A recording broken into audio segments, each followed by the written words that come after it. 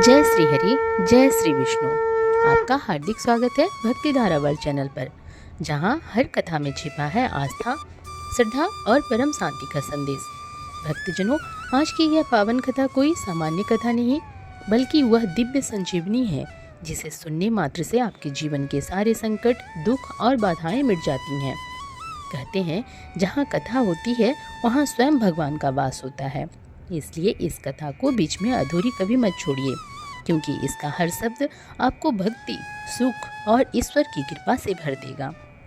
तो आइए, तन को स्थिर करें, मन को भक्ति में डुबो दें और प्रारंभ करें इस अद्भुत कथा यात्रा को, जो आपके जीवन को एक नई दिशा देगी। आप देख रहे हैं भक्ति धारा वर्ल्ड चैनल, जहां हर दिन मिलती है भक्ति की नई प्रेरणा।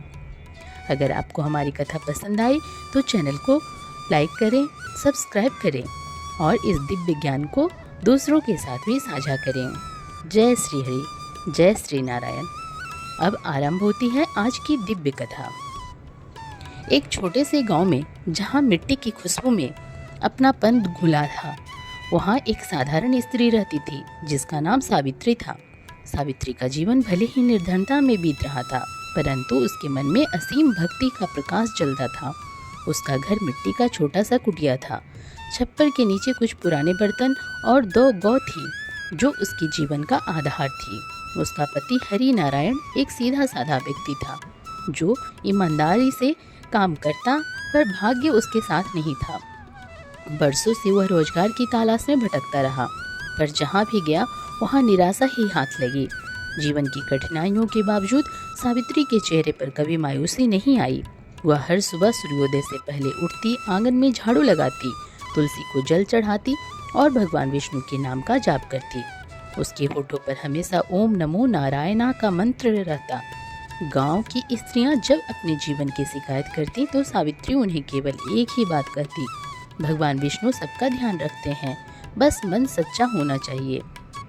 सावित्री को विशेष रूप से गुरुवार के दिन से बहुत लगाव था।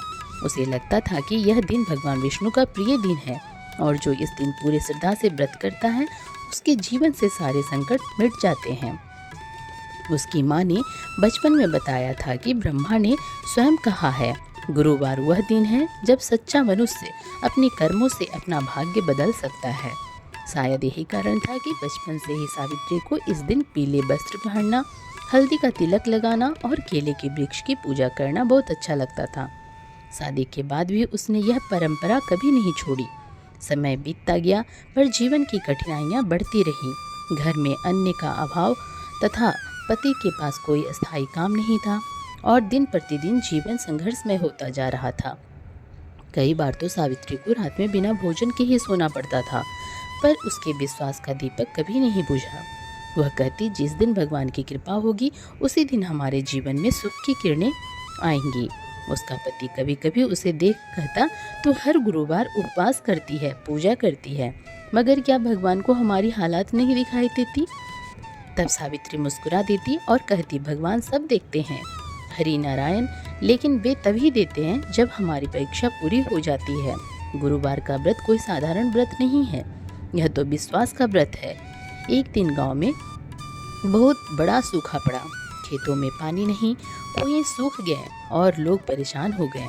गांव के कई लोग शहर की ओर चले गए, पर सावित्री ने अपने छोटे से घर को छोड़ने से मना कर दिया। उसने कहा, यह भूमि हमारी माता है, इसे कैसे छोड़ दूं? वह हर गुरुवार अपने घर के बाहर केले का वृक्ष लगाती, हल्दी से उसकी जड़ में जल चढ़ाती और भगवान विष्णु की पूजा करती। उसकी आंखों में विश्वास का नूर था, मानो वह किसी अदृश्य शक्ति से जुड़ी हो। गांव की स्त्रियां उसे देखकर हैरान होती, इतनी विपत्ति में भी इसके चेहरे पर इतना सुकून कैसे? सावित्री मुस्कुरा कर कहती, क्योंकि मैं जानती हूँ भगवान मेरी सुन रहे हैं। उसी वर्ष एक दिन जब सावित्री नदी किनारे कपड़े धो रही थी, तभी वहाँ एक वृद्ध साधु आया। उसके शरीर पर पीत वस्त्र थे, हाथ में कमंडल और मस्तक पर तेज। सावित्री ने आदर पूर्वक उनके चरण धोए, उन्हें बैठाया और कहा, महात्मा, मैं आपका सौभाग्य मानती हूँ, कृपया मेरे घर चलकर जलपान करें। साधु ने उसकी भक्ति देखकर प्रसन्न होकर कहा, बेटी, मैं जलपान नहीं करूँगा, लेकिन तुझे एक बात बताऊंगा जो तेरे जीवन को बदल देगी। सावित्री ने हाथ जोड़े बोला, कृपा करे स्वामी। तब साधु बोले, हर गुरुवार जब तू भगवान विष्णु की पूजा करे तो केवल पूजा ही नहीं, श्रद्धा के साथ व्रत का संकल्प भी ले।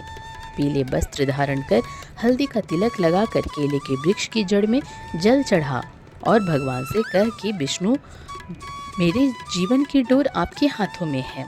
जो स्त्री ऐसा करती है उसके जीवन के सारे कष्ट मिट जाते हैं। सावित्री ने श्रद्धा से साधु के वचनों को सुना और निश्चय कर लिया कि अब से प्रत्येक गुरुवार पूर्ण विधि से व्रत रखेगी। उस रात उसने पहली बार भगवान विष्णु की मूर्ति के सामने दीपक जलाकर कहा, प्रभु, मैं आपके व्रत का संकल्प लेती हूँ। आप मेरे जीवन को जैसा चाहें वैसे चलाइए, पर मेरे विश्वास को कभी मत तोड़ना। उस पल वातावरण में जैसे एक दिव्य शांति उतर आई। दीपक की लौ स्थिर हो गई और सावित्री के मन में एक अद्भुत सुकून भर गया। अगले दिन से उसके जीवन की दिशा धीरे धीरे बदलने लगी। उसका पति हरिनारायण गांव के मंदिर में काम पाने लगा। मंदिर के पुजारी को उसकी ईमानदारी इतनी पसंद आई कि उन्होंने उसे अस्थायी काम पर रख लिया। घर में धीरे धीरे अन्न आने लगा। सावित्री ने महसूस किया कि भगवान ने उसकी सुन ली है, पर उसने अपनी पूजा को कभी भी लाभ का साधन नहीं बनाया। वह केवल प्रेम और कृतज्ञता से व्रत करती रही। वह कहती, भगवान से कभी मांगना नहीं चाहिए, केवल धन्यवाद देना चाहिए। हर गुरुवार सुबह वह पीले वस्त्र पहनती, केसर का तिलक लगाती और केले के पेड़ के नीचे दीपक जलाती। उसकी पूजा में ना कोई आडंबर था, ना दिखावा, बस सच्चे मन का भाव था। गांव की औरतें अब उससे व्रत की विधि पूछने लगी। सावित्री हर किसी को बताती कि गुरुवार व्रत केवल भूखे रहने का नहीं, बल्कि मन को ईश्वर में अस्थिर करने का व्रत है। जब किसी ने पूछा कि अगर व्रत रखते हुए भी दुख बना रहे तो क्या करें, तो वह बोली, व्रत का फल तुरंत नहीं, लेकिन निश्चित रूप से मिलता है। भगवान विष्णु अपने भक्त की परीक्षा लेते हैं और जब उन्हें यकीन हो जाता है कि भक्त का मन अडिग है, तब वे साक्षात आशीर्वाद देते हैं। धीरे धीरे सावित्री की कथा गांव में फैलने लगी। लोग उसे गुरुवार वाली माता कहने लगे। जो भी उसके घर आता वह उसे पीला वस्त्र या हल्दी का टीका दे देती। वह कहती, पीला रंग भगवान विष्णु का प्रतीक है, जो ज्ञान, सत्य और समृद्धि का घोतक है। उसका घर अब भले ही बड़ा नहीं हुआ था, लेकिन वहाँ का वातावरण बदल गया था। हर ओर शांति, भक्ति और विश्वास का भाव था। एक दिन सावित्री के पति ने कहा, अब तो हमारे जीवन में सब ठीक है, शायद अब तू यह व्रत छोड़ दे तो भी कोई हानि नहीं होगी। पर सावित्री ने कहा, व्रत भगवान से वर मांगने के लिए नहीं, बल्कि अपने प्रेम को प्रकट करने के लिए होता है। मैं यह व्रत तब तक करूंगी जब तक मेरी सांसें चलेंगी। उसकी आंखों में ऐसी चमक थी जैसे विश्वास का सूर्य वहाँ उगा हो। धीरे धीरे उसका यह व्रत गांव की हर स्त्री के जीवन का हिस्सा बनने लगा। लोग कहते, जिस दिन सावित्री व्रत करती है उस दिन पूरे गांव में जैसे दिव्यता उतर जाती है। बच्चे उसके घर के बाहर खेलते हुए भी चुप हो जाते हैं, क्योंकि उन्हें लगता है कि माँ सावित्री भगवान से बातें कर रही हैं। लेकिन जीवन में हर विश्वास की परीक्षा होती है और सावित्री की विश्वास की भी होने वाली थी। एक दिन अचानक गांव में महामारी फैल गई। लोग बीमार पड़ने लगे और सावित्री का पति भी गंभीर रूप से बीमार हो गया। पूरे गांव में भय का वातावरण था, पर सावित्री के मन में डर नहीं, केवल विश्वास था। उसने भगवान विष्णु से कहा, प्रभु, आप मेरे पति को बचा लीजिए, मैं आपके व्रत को और अधिक श्रद्धा से करूंगी। उसने लगातार 3 दिन तक उपवास किया और चौथे दिन जब गुरुवार आया, उसने केले के वृक्ष के नीचे बैठकर आंसुओं में भी पूजा की। उसकी आवाज़ कांप रही थी, लेकिन भक्ति में कोई कमी नहीं थी। उसी रात उसने सपना देखा कि एक तेजस्वी पुरुष पीले वस्त्रों में उसके सामने प्रकट हुए और बोले, बेटी सावित्री, तेरी श्रद्धा अडिग है, तेरे पति को अब कुछ नहीं होगा। सुबह जब वह जागी तो उसके पति की तबीयत ठीक थी। वह तुरंत भगवान विष्णु के मंदिर भागी और उनके चरणों में गिरकर रोने लगी। प्रभु, आपने मुझे अपनी कृपा का अनुभव कराया। यह घटना पूरे गांव में फैल गई। अब हर कोई कहने लगा, जिसने सच्चे मन से गुरुवार का व्रत किया उसके जीवन में चमत्कार होते हैं। सावित्री अब गांव के हर घर में जाकर व्रत का महत्व समझाती, कहती यह व्रत केवल धन या सुख के लिए नहीं, यह विश्वास और प्रेम का व्रत है। जो स्त्री इसे सच्चे मन से करती है उसके जीवन में शांति और संतोष स्वतः आता है। इस तरह सावित्री के जीवन का पहला अध्याय एक प्रेरणा बन गया। अब उसके मन में केवल एक ही इच्छा थी, भगवान विष्णु के प्रति यह श्रद्धा जीवन भर बनी रहे। उसने महसूस किया कि गुरुवार का व्रत केवल एक कर्म कांड नहीं, बल्कि आत्मा और ईश्वर के बीच एक गहरा संबंध है। यह व्रत स्त्री को भीतर से सशक्त बनाता है, उसे जीवन के हर तूफान में स्थिर रहने की शक्ति देता है। सावित्री अब केवल एक स्त्री नहीं रही, वह भक्ति की मिसाल बन चुकी थी। उसके जीवन की यह शुरुआत थी जहाँ से आगे भगवान विष्णु स्वयं उसकी परीक्षा लेने वाले थे। सावित्री के जीवन में अब शांति और संतोष की हल्की सी किरण दिखाई देने लगी थी, लेकिन वह जानती थी कि ये तो बस शुरुआत है, असली व्रत तो अब शुरू होना था। उसके मन में एक गूंज बनी रहती कि साधु ने जो कहा था वह केवल पूजा करने का उपदेश नहीं था, बल्कि एक मार्ग था जिससे आत्मा को ईश्वर से जोड़ने का अवसर मिलता है। इसलिए जब अगला गुरुवार आया तो उसने संकल्प लिया कि वह इस व्रत को केवल एक धार्मिक कर्म न बनाकर अपनी आत्मा का साधन बनाएगी। उसने सुबह गंगा जल से स्नान किया, पीले वस्त्र पहने, माथे पर केसर और हल्दी का तिलक लगाया और केले के वृक्ष के नीचे एक नया दीपक रखा। उसने प्रेम पूर्वक अपने हाथ जोड़कर कहा, हे विष्णु भगवान, यह गुरुवार आपके चरणों में समर्पित है। मैं जो भी करूँगी, कहूँगी, सोचूंगी, सब आपके नाम से करूँगी। उस दिन उसका मन इतना शांत था कि जैसे समय रुक गया हो। हवा में हल्की सी सुगंध थी और दीपक की लौ बिना हिले टिमटिमा रही थी। पूजा पूरी करके उसने गरीब बच्चों को प्रसाद बांटा और मन ही मन कहा, प्रभु, आज का प्रसाद मैं आप तक पहुंचा रही हूँ इन बच्चों के माध्यम से। उसके इस भाव से भगवान विष्णु प्रसन्न हुए। वे बैकुंठ में अपनी शेष सैया पर लेटे हुए लक्ष्मी जी से बोले, देवी, देखो पृथ्वी पर मेरी एक भक्त है सावित्री, जिसका मन इतना निर्मल है कि उसके तप से समस्त वातावरण शुद्ध हो गया है। लक्ष्मी जी मुस्कुराई और बोली, प्रभु, आपने कहा था कि सच्चा व्रत वही है जिसमें कोई स्वार्थ ना हो, और यह स्त्री तो केवल प्रेम में ही डूबी है। विष्णु जी बोले, देवी, अब समय आ गया है उसकी भक्ति की परीक्षा लेने का, ताकि संसार को यह जहाँ हो कि श्रद्धा का मूल्य क्या होता है। लक्ष्मी जी ने कहा, आप जो भी करेंगे मैं साथ रहूंगी। इधर पृथ्वी पर सावित्री का जीवन अपने नए मोड़ पर आ रहा था। मंदिर में काम करने वाला उसका पति हरि नारायण बहुत ईमानदारी से सेवा करता, लेकिन एक दिन पुजारी जी किसी गलतफहमी में आ गए और उन्होंने उस पर चोरी का आरोप लगा दिया। यह खबर सुनकर सावित्री का दिल टूट गया, पर उसने पति से कुछ नहीं कहा। उसने सिर्फ एक बात कही, भगवान विष्णु हमारे साक्षी हैं, वे सच्चाई को प्रकट करेंगे। उस रात उसने भगवान के सामने दीपक जलाकर प्रार्थना की, हे प्रभु, अगर मैंने जीवन में कभी किसी को धोखा नहीं दिया तो कृपया मेरी यह परीक्षा पार करा देना। अगले दिन जैसे ही मंदिर के दान पात्र की जांच हुई, उसमें से वे गहने निकल आए जो कि किसी ने गलती से अन्यत्र रख दिए थे। पुजारी जी को अपनी भूल का एहसास हुआ और उन्होंने हरि नारायण से माफ़ी मांगी।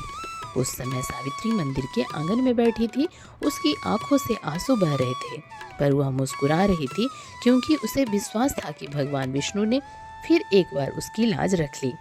उसी शाम मंदिर में भजन हुआ और सावित्री को लगा कि जैसे भगवान स्वयं वहाँ उपस्थित हों। गांव में धीरे धीरे सावित्री की ख्याति फैलने लगी। लोग दूर दूर से आकर उससे व्रत की विधि पूछने लगे। वह सबको बड़ी सरलता से बताती, पहले मन को शांत करो, गुरुवार को पीले वस्त्र धारण करो, भगवान विष्णु की मूर्ति के समक्ष दीपक जलाओ, केले के पेड़ की जड़ में जल चढ़ाओ और यह व्रत कम से कम 16 गुरुवार तक करो। लेकिन याद रखो, यह व्रत केवल भौतिक सुख पाने का माध्यम नहीं, बल्कि आत्मिक शांति का मार्ग है। जब तुम्हारा मन इस ईश्वर में स्थिर हो जाएगा, तब भगवान स्वयं तुम्हारे जीवन का संचालन करेंगे। उसकी बातें सुनकर गांव की कई स्त्रियों ने यह व्रत आरंभ किया, लेकिन ईश्वर की परीक्षा का सिलसिला यहीं समाप्त नहीं हुआ। एक दिन सावित्री के घर आग लग गई। मिट्टी की कुटिया जलकर राख हो गई। सब वस्त्र, बर्तन, अनाज सब कुछ नष्ट हो गया। गांव वाले सहायता के लिए दौड़े, पर सावित्री शांत थी। उसने केवल इतना कहा, यह भी भगवान की इच्छा है। जब उन्होंने दिया तब भी आभार था, जब ले लिया तब भी आभार रहेगा। यह सुनकर सभी स्त्रियां दंग रह गईं। किसी ने पूछा, क्या तुझे दुख नहीं होता? सावित्री ने मुस्कुराकर कहा, दुख तब होता है जब मन अपने को मालिक मानता है, पर जब समझ आता है कि सब कुछ भगवान का ही है तो दुख का स्थान भक्ति ले लेती है। उस रात वह खुले आकाश के नीचे बैठी थी। आसमान में पूर्णिमा का चांद था और हवा में ठंडक। उसने आंखें बंद की और मन ही मन कहा, हे विष्णु भगवान, मुझे कुछ और मत दो, बस मेरी श्रद्धा को कभी मत तोड़ना।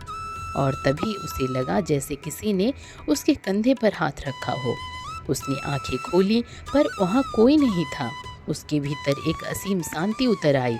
उसे एहसास हुआ कि भगवान उसकी परीक्षा लेकर भी उसके साथ है। कुछ दिन बाद वही वृद्ध साधु फिर उसके गांव आए। सावित्री दौड़कर उनके चरणों में गिर गई और बोली, स्वामी जी, आपके कहे व्रत से मेरा जीवन बदल गया है, पर अभी भी मेरी परीक्षा जारी है। साधु ने मुस्कुरा कर कहा, बेटी, जब तक जीव है परीक्षा भी है, लेकिन अब मैं तुझे वह वरदान दूंगा जो तेरे जीवन को सार्थक करेगा। यह गुरुवार व्रत केवल तेरा जीवन नहीं बदलेगा, बल्कि उन सबका कल्याण करेगा जो इसे तेरे कहे अनुसार करेंगे। उन्होंने उसे एक पीले वस्त्र का टुकड़ा और एक हल्दी की गांठ दी और कहा, जब भी तू पूजा करे इस वस्त्र और हल्दी को अपने पास रख, यह तेरे जीवन का रक्षक होगा। भगवान विष्णु स्वयं तेरे घर में निवास करेंगे। सावित्री ने श्रद्धापूर्वक वस्त्र और हल्दी को अपने माथे से लगाया और बोले, स्वामी जी, मैं इस वरदान को सदा अपने हृदय में रखूंगी। इसके बाद सावित्री के भीतर एक नया तेज आ गया। उसका घर तो छोटा था, लेकिन वहाँ आने वाला हर व्यक्ति शांति का अनुभव करता। जब भी कोई दुखी स्त्री आती, वह उसे यही कहती, भगवान विष्णु की भक्ति में जो शक्ति है वह संसार के किसी धन में नहीं। बस सच्चे मन से उनका नाम लो, बाकी सब अपने आप ठीक हो जाएगा। धीरे धीरे गांव में हर गुरुवार उसके घर सामूहिक पूजा होने लगी। बच्चे, बुजुर्ग, महिलाएं सब पीले वस्त्र पहनकर भगवान विष्णु के भजन गाते। सावित्री स्वयं केले के पेड़ को हल्दी से रंगती और वहाँ दीपक रखती। ऐसा लगता मानो हर गुरुवार स्वर्ग उतर आता हो। एक दिन जब पूजा समाप्त हुई तो गांव के मुखिया ने सावित्री से पूछा, माँ, तू तो अब हमारे गांव की कुल देवी बन गई है, बता इस व्रत में सबसे बड़ा रहस्य क्या है? सावित्री ने मुस्कुराकर कहा, इस व्रत का रहस्य है समर्पण। जब मनुष्य अपने अहंकार को छोड़ देता है तब भगवान उसकी लगाम अपने हाथ में ले लेते हैं। जब तक मन कहता है मैं करूँगी, तब तक ईश्वर दूर करते हैं, लेकिन जब मन कहता है आप ही कर रहे हैं, तब भगवान पास आ जाते हैं। मुखिया स्तब्ध रह गया, क्योंकि ऐसी बात उसने कभी किसी से नहीं सुनी थी। सावित्री के जीवन का यह दूसरा अध्याय अब एक नई ऊंचाई पर पहुंच रहा था। साधु का वरदान और भगवान विष्णु की कृपा उसके चारों ओर सुरक्षा कवच बन चुके थे। फिर भी भगवान ने उसके मन की दृढ़ता की अंतिम परीक्षा लेने का निश्चय किया। उन्होंने नारद मुनि को बुलाया और कहा, जाओ नारद, मेरी भक्त सावित्री के गांव में जाओ और देखो कि उसका मन कितना अस्थिर है।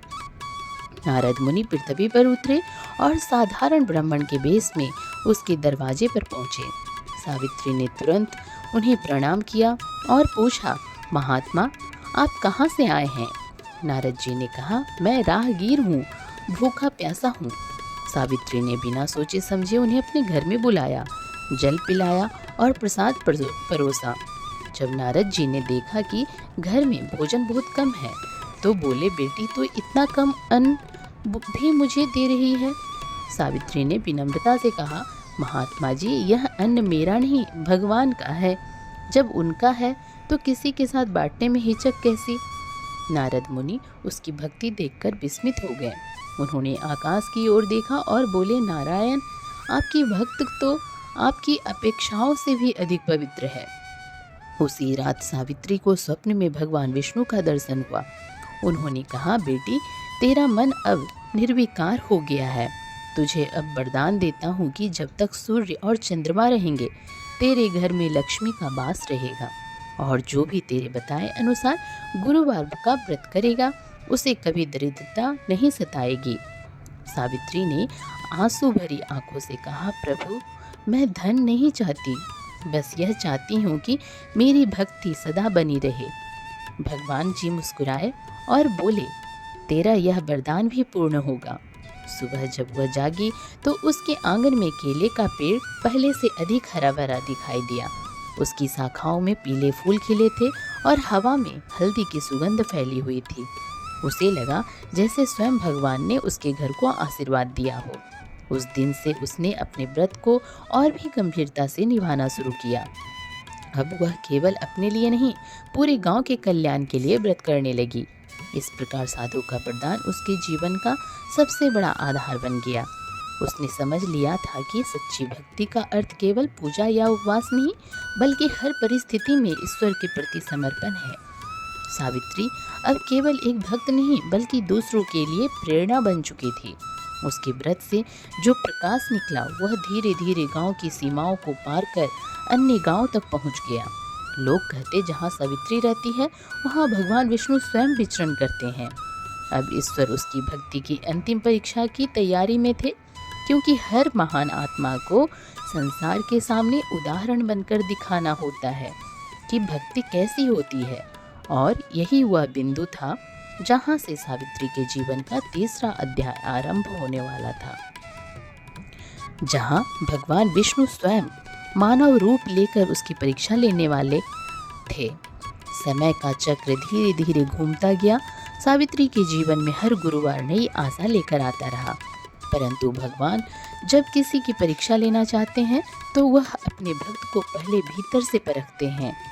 एक दिन ऐसा आया जब उसकी श्रद्धा की गहराई को परखने के लिए स्वयं श्री हरि विष्णु ने मानव रूप में धरती पर आगमन किया। उस दिन सावित्री ने सुबह से ही उपवास रखा था। घर में अन्न का एक दाना भी नहीं था, लेकिन उसका विश्वास अडिग था। उसने अपने पति से कहा, आज भी हम व्रत करेंगे, चाहे हमारे पास कुछ ना हो, भगवान जरूर व्यवस्था करेंगे। पति ने थके स्वर में कहा, लेकिन सावित्री, घर में तो ना जलने को दीपक है, ना प्रसाद बनाने को आटा। सावित्री मुस्कुराई, बोली, भगवान का नाम लेकर जो काम शुरू होता है वह अधूरा नहीं रहता, बस आस्था सच्ची होनी चाहिए। उसी समय दरवाजे पर एक वृद्ध ब्राह्मण आ पहुंचा। वह बहुत थका हुआ प्रतीत होता था। उसके पैरों में धूल जमी थी और कपड़े पुराने थे, किंतु उसके चेहरे पर एक अद्भुत तेज था। सावित्री ने तुरंत अपने पति को इशारा किया और दोनों ने मिलकर उस वृद्ध को आसन दिया। वृद्ध ने कहा, बेटी, मैं बहुत भूखा हूँ, 3 दिन से अन्न नहीं मिला है, क्या मुझे थोड़ा जल और कुछ खाने को मिलेगा? सावित्री ने चारों ओर देखा, लेकिन घर में कुछ भी नहीं था। उसने भीतर जाकर अपनी बिटिया को कोने में रखा, थोड़ा सा बेसन निकाला और बोली, हे नारायण, यदि यह तुम्हारा ही रूप है तो यह थोड़ा सा प्रसाद भी तृप्ति देगा। उसने वही बेसन जल में घोलकर पतालिया बनाकर ब्राह्मण को परोसा। वृद्ध ने प्रेम से खाया और संतोष से कहा, बेटी, तूने जो दिया वह अमृत से भी मधुर था।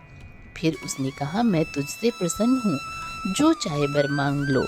सावित्री ने झुककर कहा, मुझे कोई धन वैभव नहीं चाहिए, बस मेरी श्रद्धा सदा अडिग रहे और मेरे घर में कभी भगवान का नाम लेना ना रुके। वृद्ध मुस्कुराया, बोला, तू सच्ची भक्त है, लेकिन जान, मैं कोई साधारण ब्राह्मण नहीं, स्वयं नारायण हूँ। तेरे व्रत और सेवा से मैं प्रसन्न हूँ, पर अब समय है तेरी परीक्षा की, देखो तेरी श्रद्धा कितनी गहरी है। इतना कहकर वह अंतर्ध्यान हो गए।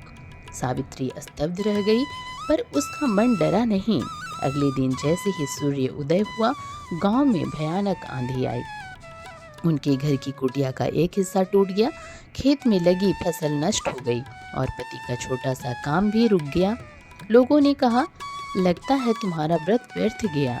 वरना भगवान अपने भक्तों पर इतनी विपत्ति क्यों लाते। पर सावित्री शांत रही। उसने कहा, जो ईश्वर देते हैं वह भी उनका वरदान है, और जो ले लेते हैं वह भी परीक्षा है। मैं डगमगाऊंगी नहीं।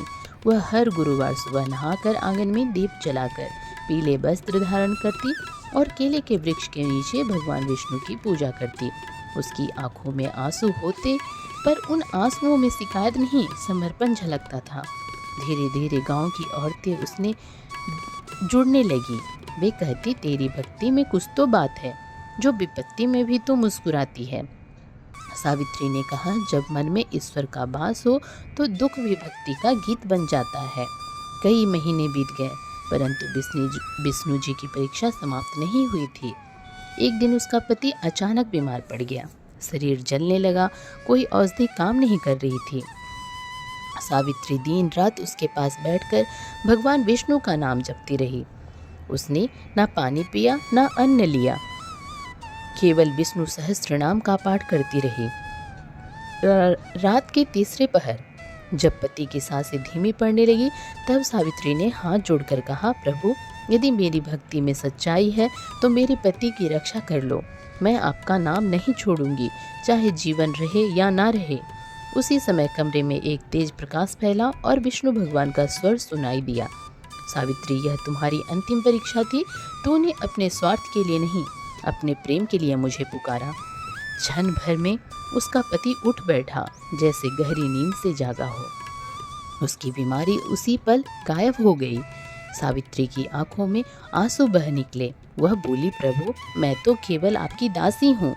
आपने जो कृपा की उसका प्रतिदान नहीं कर सकती। उस दिन के बाद गांव में यह कथा फैल गई कि भगवान विष्णु ने स्वयं सावित्री की परीक्षा ली थी। जो लोग पहले उसका उपहास उड़ाते थे, वे अब उसके चरणों में बैठकर व्रत की विधि पूछने लगे। सावित्री ने सबको सिखाया, व्रत केवल भूखे रहने का नाम नहीं है, यह तो मन की शुद्धि का पर्व है। जब तुम गुरुवार के दिन पीले वस्त्र पहनकर केले के वृक्ष की पूजा करते हो, तो केवल दिखावे से नहीं, मन से भगवान को याद करो। जो कुछ है उसी में संतोष रखो और सदा सत्य बोलो, यही सच्चा व्रत है। गांव की महिलाएं उसके पास आकर कहने लगी, सावित्री, हमें भी वही वरदान मिले जो तुझे मिला। वह मुस्कुराती और कहती, वरदान नहीं, विश्वास मांगो, क्योंकि विश्वास से ही भगवान तुम्हारे घर आएंगे। धीरे धीरे गांव में समृद्धि लौटने लगी। लोग गुरुवार को काम छोड़कर पूजा करने लगे। हर घर में दीप जलने लगा। सावित्री के घर में अब कोई कमी नहीं रही, लेकिन वह पहले जैसे ही विनम्र रही। उसने अपने पति से कहा, देखो, यह सब भगवान की लीला है, अब हमें सेवा करनी चाहिए। दोनों ने मिलकर गरीबों में अन्न बांटना शुरू किया, पीले वस्त्र दान करने लगी। वह कहती, जिस घर से दान जाता है वहाँ से दुख दूर हो जाते हैं। उसके जीवन में अब शांति, प्रेम और भक्ति का संगम था। पर भगवान विष्णु ने एक और बात ठानी थी। वह देखना चाहते थे कि समृद्धि मिलने के बाद भी क्या सावित्री की श्रद्धा वैसी ही बनी रहती है। एक रात भगवान ने स्वप्न में दर्शन दिए और कहा, सावित्री, मैंने तुझे गरीबी दी, तब तू हंसती रही, अब समृद्धि दी है। देखो, अब भी तेरा मन स्थिर रहता है या नहीं। याद रख, भक्ति का मूल्य विपत्ति में नहीं, समृद्धि में परखा जाता है। सावित्री ने नींद से उठते ही प्रण लिया कि वह कभी अभिमान नहीं करेगी और भगवान की भक्ति में निरंतर बनी रहेगी। उसने अपने घर में एक छोटा सा मंदिर बनवाया। उसमें पीतांबर धारण किए हुए विष्णु भगवान की मूर्ति स्थापित की। हर गुरुवार वह आरती करती, भजन गाती और गांव की बहनों को कथा सुनाती। जब वह बोलती तो जैसे उसके शब्दों से दिव्यता झरती थी। धीरे धीरे सावित्री का घर तीर्थ बन गया। लोग दूर दूर से उसके दर्शन करने आते। उसकी वाणी में ऐसी शक्ति थी कि जिसे वह गुरुवार व्रत सिखा देती, उसका जीवन बदल जाता। एक बार एक धनी व्यापारी उसकी कथा सुनने आया। वह बोला, माता, मैंने सब कुछ पाया है, पर मन को शांति नहीं मिलती। सावित्री ने कहा, शांति तभी मिलेगी जब तू अपना कुछ हिस्सा जरूरतमंदों को दे दे और गुरुवार का व्रत श्रद्धा से रखें। भगवान विष्णु को पीले पुष्प, चने की दाल और केले का भोग चढ़ा और मन से वचन दे कि कभी झूठा नहीं बोलेगा। व्यापारी ने ऐसा ही किया और कुछ ही दिनों में उसका जीवन बदल गया। वह हर गुरुवार गरीबों को भोजन कराने लगा। सावित्री अब केवल अपने गांव की नहीं, पूरे क्षेत्र की माँ बन चुकी थी। उसकी कथा सुनकर लोग कहते, जब तक यह धरती रहेगी गुरुवार व्रत की महिमा बनी रहेगी। सावित्री ने कहा, यह व्रत कोई चमत्कार नहीं, बल्कि मन की शांति शक्ति है जो तुम्हें अंधकार से प्रकाश की ओर ले जाती है। उसने अपनी जीवन यात्रा को भगवान के चरणों में समर्पित कर दिया। उसकी आंखों में अब केवल विष्णु का स्वरूप बसता था। जब भी वह केले के वृक्ष के नीचे दीप जलाती, ऐसा लगता जैसे स्वयं लक्ष्मी और नारायण उसके पास आकर बैठ गए हों। इस प्रकार सावित्री की परीक्षा पूर्ण हुई और उसकी भक्ति संसार के लिए एक उदाहरण बन गई। एक समय बीतता गया और सावित्री की भक्ति की गूंज चारों दिशाओं में फैल गई। उसका जीवन अब किसी दीपक की तरह था जो स्वयं जलकर दूसरों के अंधकार को मिटा रहा था। जिनके घर पहले निर्धनता और दुख से भरे थे, वे भी अब सावित्री के दिखाए मार्ग पर चलकर गुरुवार व्रत करने लगे थे। पूरे गांव में हर गुरुवार एक दिव्य वातावरण बना जाता। महिलाएं पीले वस्त्र पहनकर केले के वृक्ष के नीचे दीप जलाती, भजन गाती और सावित्री स्वयं उस पूजा का नेतृत्व करती। उसकी वाणी में अब वह दिव्यता आ चुकी थी जो केवल ईश्वरीय कृपा से आती है। गांव में हर कोई उसे माँ सावित्री कहने लगा था। जब वह बोलती तो लगता मानो स्वयं लक्ष्मी माता के शब्द बह रहे हों। भगवान विष्णु की कृपा इतनी थी कि जहाँ भी उसका मन नाम लिया जाता, वहाँ से दुख अपने आप दूर हो जाता। एक दिन गांव में एक बड़ी विपत्ति आई। महीनों से वर्षा नहीं हुई थी। सूखे खेत थे, तालाबों का पानी घट गया था और लोगों के पशु मरने लगे थे। गांव के लोग फिर घबरा गए। उन्होंने सावित्री से कहा, माँ अब क्या करें, भगवान हमसे रूठ गए हैं। सावित्री ने शांत स्वर में कहा, नहीं बेटा, भगवान किसी से रूठते नहीं, वे केवल हमारी परीक्षा लेते हैं। आज हम सब मिलकर पूरे गांव का सामूहिक व्रत करेंगे और भगवान विष्णु से प्रार्थना करेंगे कि वे कृपा वर्षाएं। अगले गुरुवार पूरा गांव पीले वस्त्रों में सज गया। सावित्री ने केले के वृक्ष के नीचे विशाल पूजा की। उसने अपने हाथों से 100 दीपक जलाए, भजन गाई, जय जय नारायण विष्णु भगवान दीन दयाल, दया मैं सबका कल्याण। उस दिन उसका स्वर इतना भावपूर्ण था कि सुनने वालों की आंखों से आंसू बह निकले। सावित्री ने केले के वृक्ष के जड़ में जल डाला और कहा, हे श्री हरि, यदि मेरी भक्ति सच्ची है तो यह सूखी धरती फिर से हरी हो जाए। और तभी आकाश में बादल छा गए, बिजली कड़की और देखते ही देखते मूसलाधार वर्षा शुरू हो गई। पूरा गांव आनंद से नाच उठा। सभी लोग सावित्री के चरणों में गिर पड़े। बोले, माँ तुम तो देवी हो। पर सावित्री ने हाथ उठाकर कहा, नहीं, मैं देवी नहीं, मैं तो केवल भगवान की दासी हूँ जिसने आस्था को अपना जीवन बना लिया। उस दिन से सावित्री के घर में लोगों का तांता लगने लगा। दूर दूर से स्त्रियां और पुरुष उसकी कथा सुनने आते और उन्हें केवल एक ही बात सिखाती, भगवान तक पहुंचने का मार्ग बहुत सरल है। सच्चे मन से गुरुवार व्रत करो, किसी का दिल मत दुखाओ, सच्चाई और दया से जीवन बिताओ। उसने गांव के हर घर में गुरुवार का दीप जलाने की परंपरा शुरू करवाई। बच्चों को वह कहती, जब तुम बड़े हो जाओगे तो इस दीपक की ज्योति को अपने घरों में जलाना और भगवान विष्णु का नाम सदा याद रखना। सावित्री ने अपने जीवन की हर सांस को भक्ति में ढाल दिया था। उसका घर अब किसी मंदिर से कम नहीं था। हर गुरुवार वह केले के वृक्ष के नीचे पीले फूल चढ़ाती और गाती, गोविंद बोलो, हरि गोपाल बोलो, विष्णु नारायण बोलो। उसकी आवाज़ में इतनी मिठास थी कि हवा भी रुककर सुनती प्रतीत होती। धीरे धीरे उसके परिवार की स्थिति भी बदलने लगी। उसका पति अब पूरी तरह स्वस्थ था और खेतीबाड़ी में फलने फूलने लगा था। उनके खेतों में अब पहले से दुगनी उपज होने लगी। गांव वाले कहते, माँ सावित्री के घर की मिट्टी भी सोना देती है। लेकिन सावित्री ने कभी अभिमान नहीं किया। उसने कहा, यह सब भगवान का दिया है, हमें केवल उसका उपयोग सही दिशा में करना चाहिए। उसने अपने खेत का एक हिस्सा गरीबों के लिए समर्पित कर दिया। हर फसल काटने के बाद वह अनाज का एक हिस्सा जरूरतमंदों को दे देती। वह कहती, गुरुवार व्रत तभी पूर्ण होता है जब तुम दूसरों के दुख सुख में सहभागी बनो। उसकी इस उदारता से गांव में प्रेम का वातावरण फैल गया। लोग अब ईर्ष्या नहीं बल्कि एक दूसरे की मदद करने लगे। एक दिन एक अजनबी युवक गांव में आया। उसके कपड़े धूल से सने हुए थे, चेहरा थका हुआ था। उसने सावित्री से कहा, माता, मैं बहुत दूर से आया हूँ, मेरे जीवन में शांति नहीं है, मैं व्यापार में सब कुछ खो चुका हूँ, क्या आप मुझे आशीर्वाद देंगी? सावित्री ने उसे जल पिलाया, आसन दिया और बोली, बेटा, पहले अपने मन का भार उतारो, जो चला गया उसे पकड़ने की कोशिश मत करो।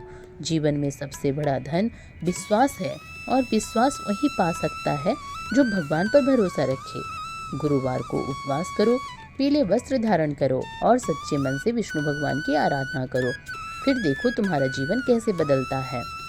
युवक ने वैसा ही किया। कुछ ही महीनों में उसका व्यापार फिर से फलने लगा और वह हर गुरुवार सावित्री के पास आकर सेवा करता। उसने कहा, माता, मैं आपके चरणों में जीवन भर सेवा करूंगा।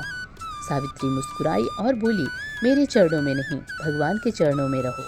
सेवा किसी व्यक्ति की नहीं, परमात्मा की करनी चाहिए। समय के साथ सावित्री का नाम अब आसपास के गांव में प्रसिद्ध हो गया था। लोग कहते, जहाँ गुरुवार का दीप जलता है वहाँ विष्णु का आशीर्वाद बरसता है। सावित्री ने अपने गांव में एक सुंदर मंदिर बनवाया। उस मंदिर में भगवान विष्णु की मूर्ति स्थापित की गई, जो शंख, चक्र, गदा, पद्म धारण किए हुए थे और जिनकी मुख पर अद्भुत तेज था। मंदिर की दीवारों पर केले के वृक्ष की आकृति उकेरी गई और द्वार पर लिखा गया, गुरुवार व्रत ही सच्चा वरदान है। सावित्री ने स्वयं मंदिर की पहली आरती की। जैसे ही उसने दीपक घुमाया, मंदिर में एक अद्भुत प्रकाश फैला। सबने महसूस किया कि स्वयं भगवान विष्णु उस स्थान पर उपस्थित हैं। लोगों ने देखा कि मूर्ति के होठों पर हल्की मुस्कान आई और मंदिर की घंटियां अपने आप बजने लगी। भीड़ में हर व्यक्ति की आंखों से आंसू बह निकले। सावित्री ने कहा, देखो, भगवान किसी पत्थर में नहीं, हमारे विश्वास में रहते हैं। जब मन में श्रद्धा होती है तो मूर्ति भी जीवंत हो जाती है। अब सावित्री का जीवन पूर्णता की ओर बढ़ रहा था। उसने अपनी साधना से यह सिद्ध कर दिया था कि भगवान केवल वैभव से नहीं, भक्ति से प्रसन्न होते हैं। पर ईश्वर की लीला अपार होती है। वे अपने भक्त को कभी विश्राम नहीं लेने देते, क्योंकि भक्ति की यात्रा का अंत नहीं होता। एक रात सावित्री को स्वप्न में फिर भगवान विष्णु के दर्शन हुए। उन्होंने कहा, सावित्री, तूने मेरी सेवा और भक्ति का जो दीप जलाया है वह सदा जलता रहेगा। अब समय है कि तू इस प्रकाश को आगे बढ़ाए, दूसरों को भी व्रत की महिमा सिखा, ताकि आने वाली पीढ़ियों भी इस ज्योति से प्रेरणा ले। सावित्री ने अगले दिन से पूरे गांव में जाकर हर घर में कथा सुनाना शुरू किया। वह बच्चों को कहती, जब भी कठिन समय आए, गुरुवार के दिन भगवान विष्णु का नाम लो और केले के वृक्ष की पूजा करो, देखना विपत्ति अपने आप हट जाएगी। धीरे धीरे गांव की हर स्त्री सावित्री जैसी बन गई। अब कोई घर ऐसा नहीं था जहां गुरुवार का दीप ना जले। हवा में हर जगह हरि नाम की गूंज थी। सावित्री के पति ने कहा, सावित्री, अब तो तुम्हारी कथा हर घर में सुनाई होती है। सावित्री बोली, यह मेरी नहीं, भगवान विष्णु की कथा है। उन्होंने मुझसे काम लिया और मैं केवल एक माध्यम हूँ। उसके विनम्र शब्द सुनकर सभी लोग भाव विभोर हो गए। एक दिन भगवान ने उसके सामने प्रकट होकर कहा, सावित्री, तूने मेरा नाम संसार के कोने कोने तक पहुंचा दिया। तेरा जीवन अब मुक्त है।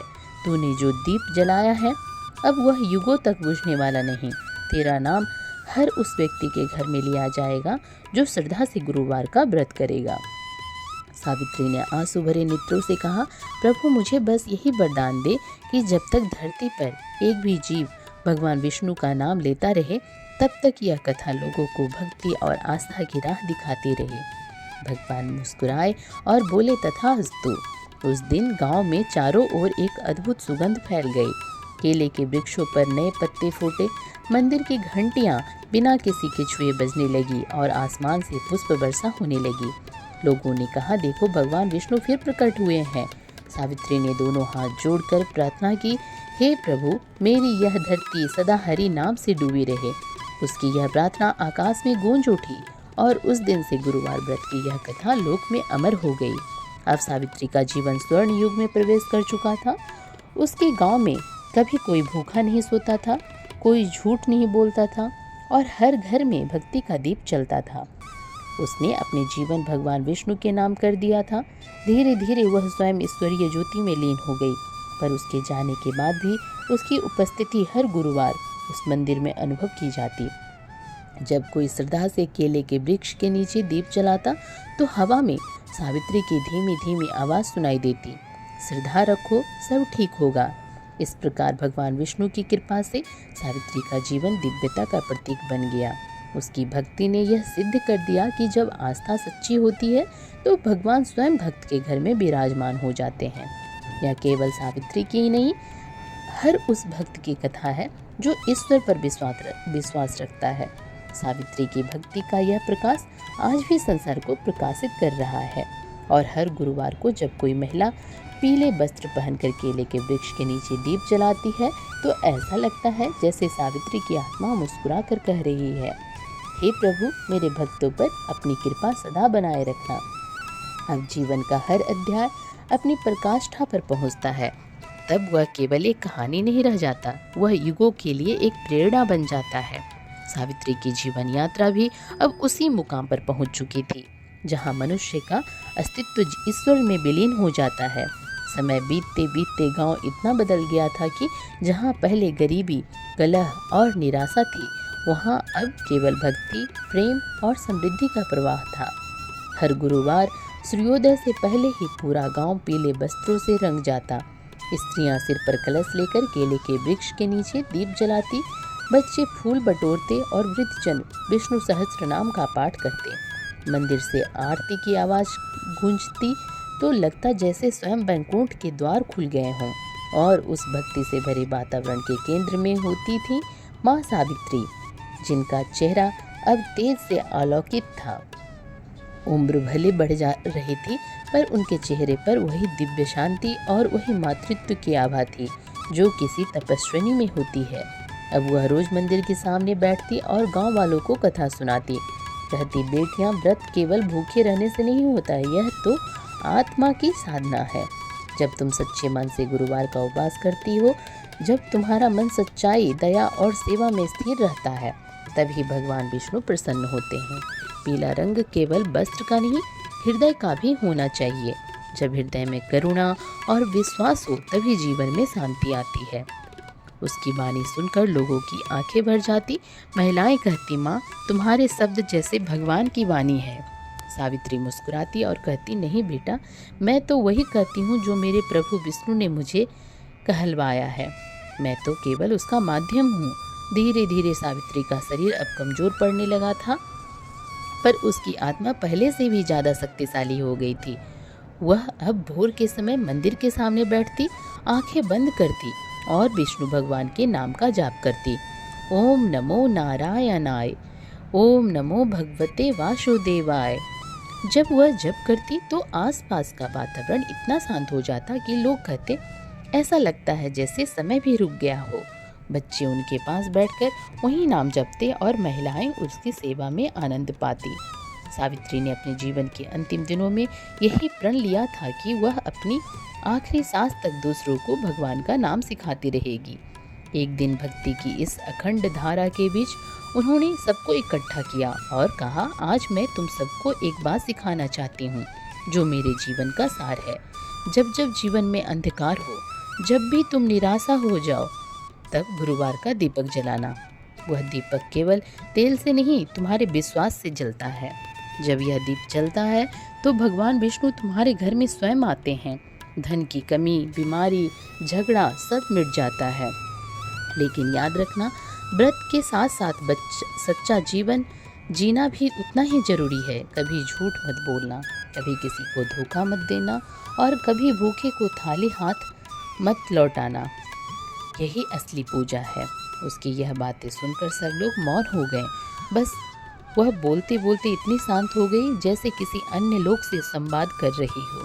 फिर उसने बच्चों की ओर देखा और कहा, बेटा, जब तुम बड़े हो जाओ तो इस कथा को दूसरों को सुनाना, ताकि आने वाले समय में भी भगवान विष्णु का नाम इस धरती पर गूंजता रहे। जिस घर में गुरुवार का दीप जलता है वहाँ से दुख कभी नहीं टिकता। याद रखना, भगवान को अर्पित किया गया हर दाना, हर फूल और हर भक्ति की बूंद तुम्हारे जीवन को पवित्र बना देती है। यह कहते हुए उसकी आंखों से आंसू निकल आए, पर उन आंसुओं में कोई पीड़ा नहीं थी, वे तो प्रेम की मोती थे। समय के साथ उसके शरीर की शक्ति छिन्न होती गई, लेकिन उसके हृदय का प्रकाश और प्रखर हो गया। एक गुरुवार की सुबह वह पहले से भी जल्दी उठी, पीले वस्त्र पहने अपने मंदिर के सामने बैठी और बोली, आज का दिन सबसे पवित्र है, आज मैं अपने प्रभु के सानिध्य में जाऊंगी। उसने भगवान विष्णु की मूर्ति के सामने दीपक जलाया, केले के वृक्ष की जड़ में जल चढ़ाया और भजन गाना शुरू किया। हरि ओम नमो नारायणा, दिन बंधु कृपालु सबकी सुनो पुकार। जैसे जैसे वह गीत गाती गई, उसकी आवाज़ और कोमल होती हुई, मानो वह किसी अनदेखे लोक में प्रवेश कर रही हो। अचानक मंदिर के अंदर दिव्य प्रकाश फैल गया और सबने देखा कि मूर्ति से तेज किरणें निकल रही है, जो सावित्री के शरीर को आलोकित कर रही थी। कुछ क्षण बाद वह वहीं बैठी बैठी शांत हो गई। उसकी सांसें थम गई और चेहरे पर मुस्कान थी, वैसी मुस्कान जो केवल ईश्वर के दर्शन के बाद आती है। गांव में शोक नहीं बल्कि श्रद्धा की लहर फैल गई। सब लोग रोते हुए नहीं बल्कि भक्ति के गीत गाते हुए बोले, माँ सावित्री भगवान विष्णु की धाम चली गई। उस दिन आकाश से पुष्प वर्षा हुई और पूरे गांव में दिव्य सुगंध फैल गई। केले के वृक्ष की पत्तियां अपने आप हिलने लगी, जैसे स्वयं भगवान विष्णु कह रहे हों, मेरा भक्त अब मेरे पास है। उस दिन से हर साल गांव में सावित्री महोत्सव मनाया जाने लगा। हर स्त्री उस दिन पीले वस्त्र पहनती, कथा सुनाती और कहती, हम सब सावित्री की बेटियां हैं। यह परंपरा पीढ़ी दर पीढ़ी चलती रही। समय बीतता गया पर कथा की आभा कम नहीं हुई। आसपास के गांव में जब भी कोई विपत्ति आती, लोग कहते, चलो माँ सावित्री के मंदिर चलें, वहाँ गुरुवार का दीप जलाकर प्रार्थना करें। और आश्चर्य यह कि हर बार उसकी प्रार्थना सफल होती। किसी की संतान नहीं होती थी तो वह मंदिर में जाकर व्रत करती, किसी का काम रुक गया होता तो वह केले के वृक्ष की पूजा करता और हर किसी की मनोकामना पूरी होती। धीरे धीरे यह कथा देश के कोने कोने तक फैल गई। कहते हैं, आज भी जब कोई भक्त सच्चे मन से गुरुवार का व्रत करता है तो उसकी प्रार्थना बैंकुंठ तक पहुंचती है। भगवान विष्णु स्वयं कहते हैं, जो व्यक्ति श्रद्धा और प्रेम से यह व्रत करता है उसके जीवन में कभी कमी नहीं रहती। सावित्री की भक्ति के कारण यह व्रत युगों तक जीवित रहेगा। और सचमुच यह कथा केवल एक स्त्री की कहानी नहीं बल्कि आस्था की अमर गाथा बन गई। जो व्यक्ति सावित्री की तरह निस्वार्थ भाव से भगवान विष्णु का नाम लेता है, जो हर गुरुवार व्रत रखकर केले के वृक्ष की पूजा करता है, जो गरीबों की सेवा करता है, उसके जीवन में सुख शांति और समृद्धि सदा बनती रहती है। सावित्री ने अपने जीवन से यह सिद्ध कर दिया कि ईश्वर तक पहुंचने के लिए ना तो महल चाहिए, ना धन दौलत, केवल सच्चा मन और निष्कपट भक्ति चाहिए। उसने यह भी सिखाया कि जब हम दूसरों के दुख में सहभागी बनते हैं तभी भगवान हमारे जीवन में उतरते हैं। यह कथा युगों युगों तक सुनाई जाएगी। हर माँ अपनी बेटी को बताएगी, हर बहन अपनी सखियों को सुनाएगी और हर भक्त अपने परिवार को याद दिलाएगा कि गुरुवार का व्रत केवल एक दिन का कर्म नहीं, यह तो जीवन जीने का तरीका है। आज भी जब कोई भक्त भक्ति से केले के वृक्ष नीचे दीप जलाता है तो हवा में एक मधुर सुगंध फैलती है और ऐसा लगता है जैसे माँ सावित्री वहीं खड़ी मुस्कुरा रही हो, कह रही हो, श्रद्धा रखो, सब ठीक होगा। और उस क्षण भक्त के हृदय में एक अदृश्य शांति उतर जाती है। यही है इस कथा का सच्चा वरदान। यही है गुरुवार व्रत की दिव्यता का अमर संदेश। जहाँ विश्वास है वहाँ भगवान स्वयं आकर बस जाते हैं। भक्तजनों, आज की यह पावन कथा यहीं पूर्ण होती है, परंतु इसका संदेश और आशीर्वाद सदैव आपके जीवन में प्रकाश फैलाता रहे। जिसने भी इस कथा को पूरे मन से सुना, उस पर भगवान श्री हरि की अनंत कृपा बरसेगी। उसके सारे कष्ट दूर होंगे और जीवन में सुख, शांति व समृद्धि का वास होगा। याद रखिए, केवल कथा सुनने की नहीं, हृदय में उतारने की होती है। तो इस दिव्य कथा से मिले संदेश को अपने जीवन में अवश्य अपनाएं और भक्ति के इस पथ पर हर दिन एक कदम आगे बढ़ाएं। भगवान श्री हरि आप सभी के जीवन में सुख, शांति और मंगल प्रदान करें। जय श्री हरि, जय श्री नारायण।